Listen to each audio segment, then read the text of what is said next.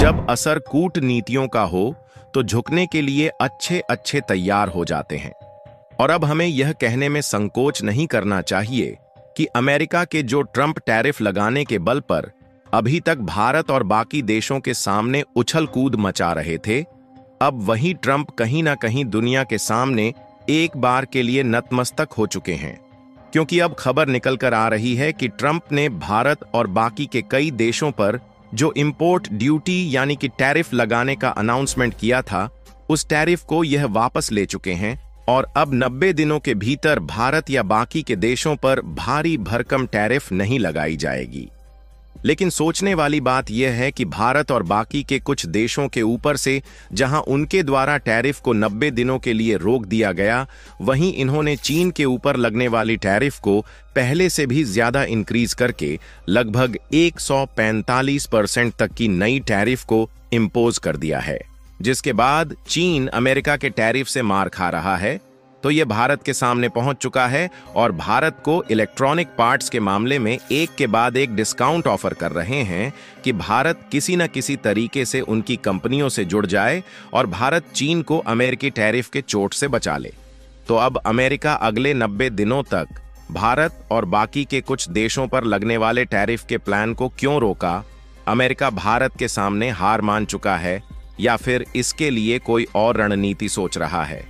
और आखिरकार उनका सारा गुस्सा चीन के ऊपर क्यों फूट पड़ा? ये सारी जानकारियां इस वीडियो में आसान शब्दों में समझते हैं, लेकिन आगे बढ़ने से पहले इस वीडियो को एक लाइक करके चैनल को सब्सक्राइब जरूर कर लीजिए, क्योंकि अंत में हमें अमेरिका से जो चाहिए था अब वह हमें मिल चुका है। देखिए, अभी तक इलेक्ट्रॉनिक प्रोडक्ट मैन्युफैक्चरिंग के सेक्टर में कोई अगर भारत को टक्कर देने वाला था तो वह था चीन, जो कि भारत के सामने हमेशा ही सीना ताने खड़ा रहता था। और केवल इलेक्ट्रॉनिक मैन्युफैक्चरिंग के सेक्टर में ही नहीं, बल्कि textile and garments, chemicals, pharmaceuticals, steel and metal और मशीनरी इक्विपमेंट के साथ साथ कई ऐसे सेक्टर है जहां पर भारत ने चीन की वजह से लाखों करोड़ों रुपए का नुकसान हमेशा ही उठाता आया है।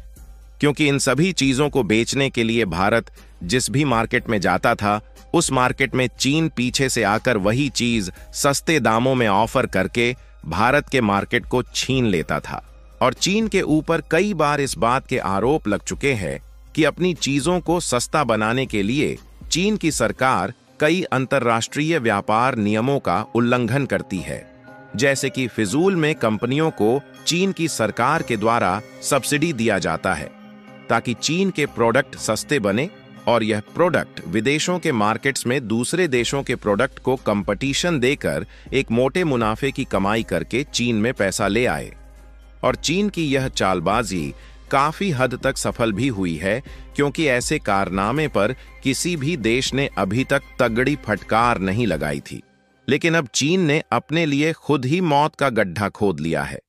क्योंकि बताया जा रहा है कि पहले तो चीन से अमेरिकी मार्केट में जाने वाले प्रोडक्ट पर बहुत ही कम टैरिफ लगाई गई थी, लेकिन अब इनके प्रोडक्ट पर लगभग 145% तक की इंपोर्ट ड्यूटी अमेरिका के द्वारा लगाई जा चुकी है।